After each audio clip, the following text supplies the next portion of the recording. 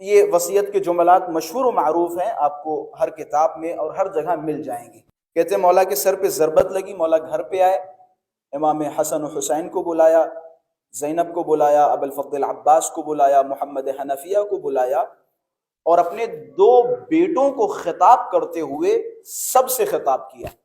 امام حسن و حسین کو اپنی طرف مخاطب کیا اور فرمایا اوصیکما بتقوی اللہ والا تبغی الدنیا وان بغتکما، دنیا کے پیچھے نہ جانا اگرچہ دنیا تمہارے پیچھے پیچھے آئے، تقوی اختیار کرو، ولا تأسفا علی شیء منها زوی عنکما، اور دنیا کی اس چیز پہ افسوس نہ کرنا جو تم سے چھن جائے، چلی جائے۔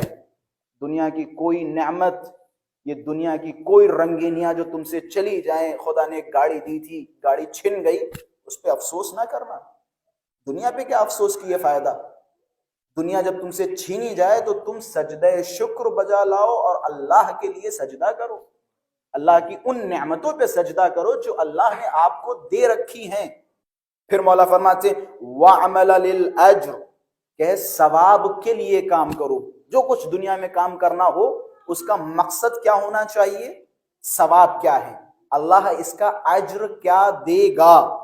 وَكُونَ لِلظَّالِمِ خَصْمًا وَلِلْمَظْلُومِ عَوْنًا، اور ہمیشہ ظالم کے دشمن رہنا، ظلم کرنے والے کا کبھی ساتھ نہ دینا، لیکن جو بھی مظلوم ہو اس کی حمایت کرنا، مظلوم کا ساتھی بننا۔ اوصیکما وجمیع ولدی واہلی ومن بلغہ کتابی بتقوی اللہ ونظم امرکم، میں وصیت کرتا ہوں اے میرے بیٹے حسن و حسین، تم دونوں کو وصیت کر رہا ہوں اور اپنی تمام اولاد کو وصیت کر رہا ہوں جو آنے والی ہیں۔ یقیناً آپ سارے کے سارے ایتام آل محمد ہیں، آل محمد کی اولاد ہیں۔ مولا فرمانے تم دونوں کو وصیت کرتا ہوں اور تمام اپنی اولاد کو، اہل و عیال کو، اور جس کے پاس میری یہ وصیت پہنچے، میری یہ کتابت پہنچے، اس کے لیے وصیت کر رہا ہوں۔ تو گویا مولا نے ایک ایک انسان کو خطاب کر کے یہ وصیت فرمائی۔ کیا وصیت ہے؟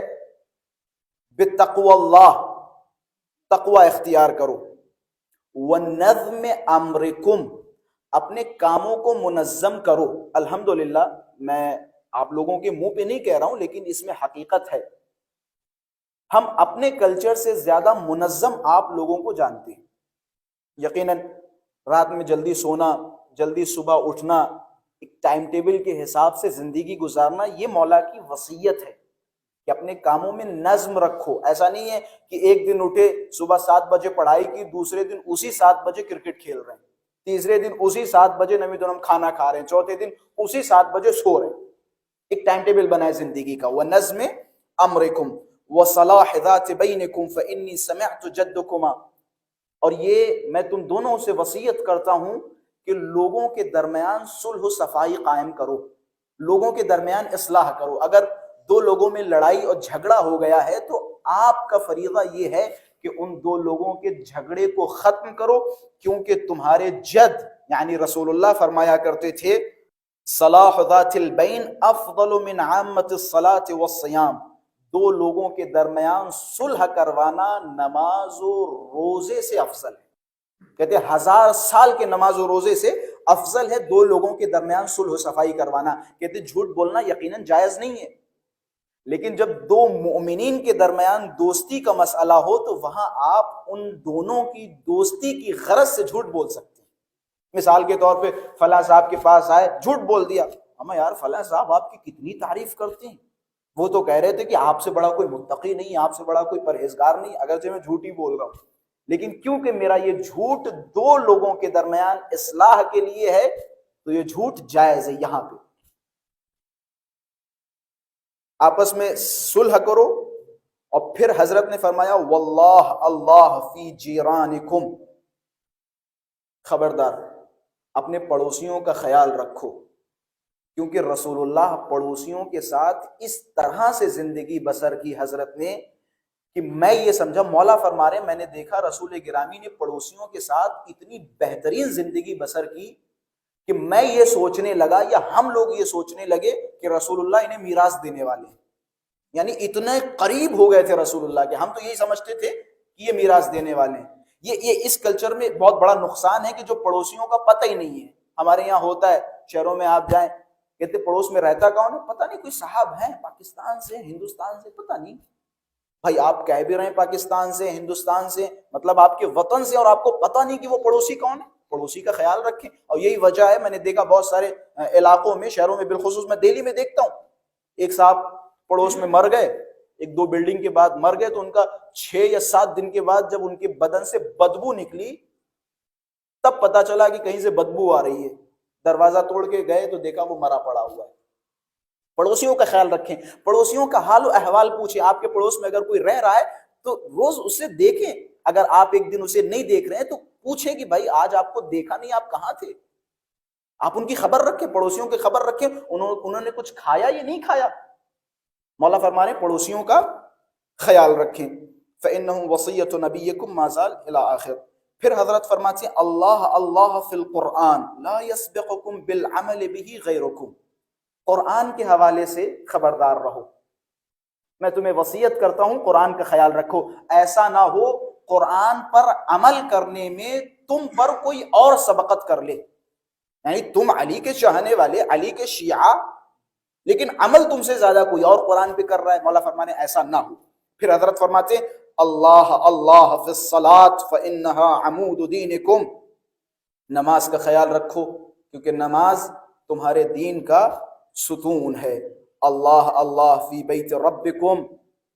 خانہ کعبہ کا خیال رکھو، ایسا نہ ہو کہ خانہ کعبہ تنہا ہو جائے، ایسا نہ ہو کہ خانہ کعبہ کے پاس بھیڑ لگنی بند ہو جائے. جس دن ایسا ہو گیا تو تمہاری خیر نہیں، یعنی اللہ پھر تمہیں مہلت نہیں دے گا.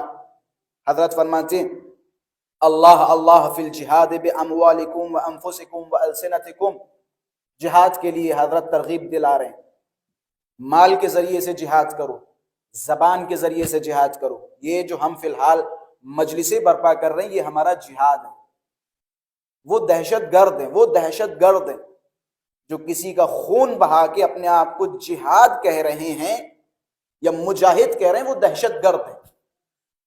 جہاد کیا ہے؟ جہاد بالقلم کریں، زبان کے ذریعے سے جہاد کریں، معارف اہل بیت کو بیان کریں، حق علی کا دفاع کریں، یہ آپ کا جہاد ہے. علی کی راہ میں پیسے خرچ کریں، یہ آپ کا جہاد ہے. اگر کوئی انسان یہ بعض اوقات ہوتا ہے کہ انسان سب کچھ کرنے کے لیے تیار ہے. ایک تو ایسے بندے ہیں جو پیسوں کے علاوہ کچھ نہیں کر سکتے، کچھ ایسے بندے بھی ہوتے ہیں جو سب کچھ کر سکتے ہیں لیکن پیسہ نہیں خرچ کر سکتے. مولانا نے ان کی مذمت کی ہے. مولانا نے فرمایا کنجوس آدمی دیندار نہیں ہو سکتا. یہ صراحتاً روایت کے جملے ہیں، کنجوس آدمی دیندار نہیں ہو سکتا. مثال کے طور پہ آپ اگر کسی ادارے میں ہیں تو ظاہر سی بات ہے آپ کا حق بنتا ہے، آپ کا فرض بنتا ہے، آپ بھی، بلکہ ادارہ کسی ایک آدمی یا کسی ایک شخص کا نہیں ہے، ادارہ سب سے ہوتا ہے. تو آپ کا بھی فریضہ بنتا ہے کہ جس ادارے میں آپ نمازیں پڑھ رہے ہیں، جس ادارے میں آپ روزے رکھنے جا رہے ہیں، اس کا خیال رکھیں، جہاد کریں، یہ آپ کا جہاد ہوگا. مولا فرماتے علیکم بالتواصل والتباغل وإیاکم والتبادر والتقاطع. پھر حضرت فرماتے ہیں ولا تترکوا الامر بالمعروف والنہی عن المنکر. امر بالمعروف یعنی نیکی کی دعوت اور برائی سے روکنا، اس طریقے کو چھوڑنا نہیں. اگر کوئی غلط کر رہا ہے تو آپ کا فرض ہے کہ آپ اسے ٹوکیں، آپ لوگوں سے کہیں کہ آپ نماز کیوں نہیں پڑھتے، آپ نماز پڑھیں. یہ امر بالمعروف ہے. اگر کوئی انسان نامحرم کی طرف نظر ڈال رہا ہے تو آپ اسے ٹوکیں کہ آپ نامحرموں کی طرف نظر کیوں ڈال رہے ہیں.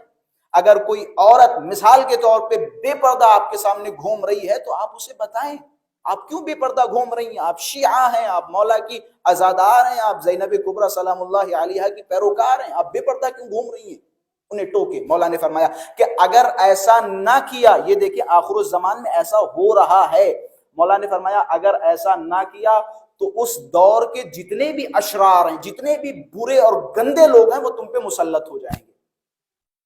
جب تم امر بالمعروف اور نہی عن المنکر نہیں کرو گے تو گندے لوگ تم پر مسلط ہو جائیں گے. پھر تم چلاتے رہو گے اللہ اللہ اللہ اللہ اللہ، پھر اللہ تمہاری کچھ نہیں سنے گا. ایسا ہو رہا ہے. مسلمانوں نے امر بالمعروف و نہی عن المنکر چھوڑا تو مسلمانوں کی حالت دیکھیں آج دنیا میں. رمضان کی دعاؤں میں خوب چیخ رہے ہو، چلا رہے ہیں پروردگارہ یہ کر دے وہ کر دے، پروردگار نے تمہیں دھمکی دی تھی۔ عرب سے خداوند متعال نے کہا تھا اگر تم نے یہ اپنے کارنامے اچھے نہیں کیے تو یستبدل قوما غیرکم، تو تمہاری جگہ ہم کسی اور قوم کو حاکم بنا دیں گے۔ آج آپ دیکھ لیجئے، خدا نے عرب کی جگہ کسی اور کو حاکم بنا دیا۔ خدا نے تمہیں نعمت دی تھی، حکومت دی تھی، طاقت دی تھی، سلطنت دی تھی، تم نے خیانت کی۔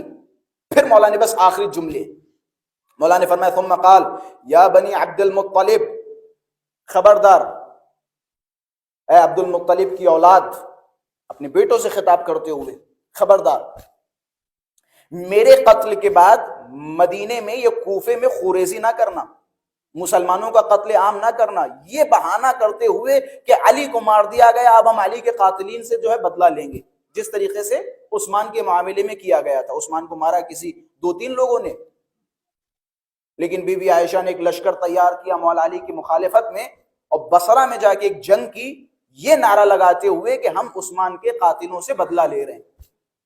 عثمان کے قاتل کیا مولا علی کے لشکر میں تھے؟ کوئی ایک نام بتایا جو مولا علی کے لشکر میں ہو؟